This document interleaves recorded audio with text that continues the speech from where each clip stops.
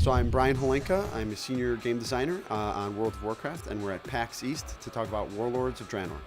So we've seen StarCraft 2 take off in the esports side, and we've also seen World of Warcraft expand into that. What is this new expansion opening up when it comes to esports? Yeah, there are a number of things that we're doing actually to help our esports community. There are people out there who have always wanted to organize tournaments, but we've never really given them great tools.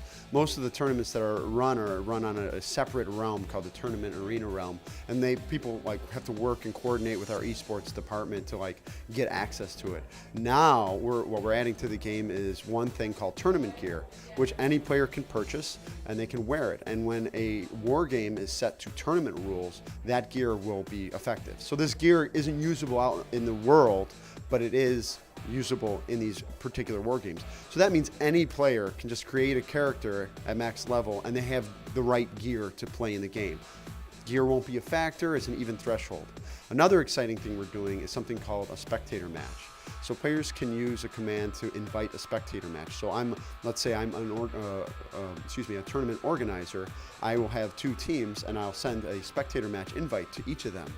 Then we'll go into a war game. I will be invisible to them and I can watch the match. I can coordinate it, shoutcast it, do whatever, and those two teams will play. So it gives the ability for players to run community events and community tournaments right in the live game, and that's something we've never had before. What are your hopes that this does from an esports perspective?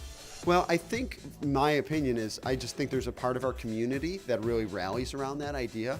They love to run tournaments, they love to watch them, and this is something we want to provide to them. It's not so much we want to be a huge esport. It's more of I want to provide the community that loves these things tools to do something in the game that they love. Do you see the potential for this to take off like we've seen with StarCraft 2? Well, StarCraft 2 is very big, I think it's just it depends on the player reaction and how much they want to put into it.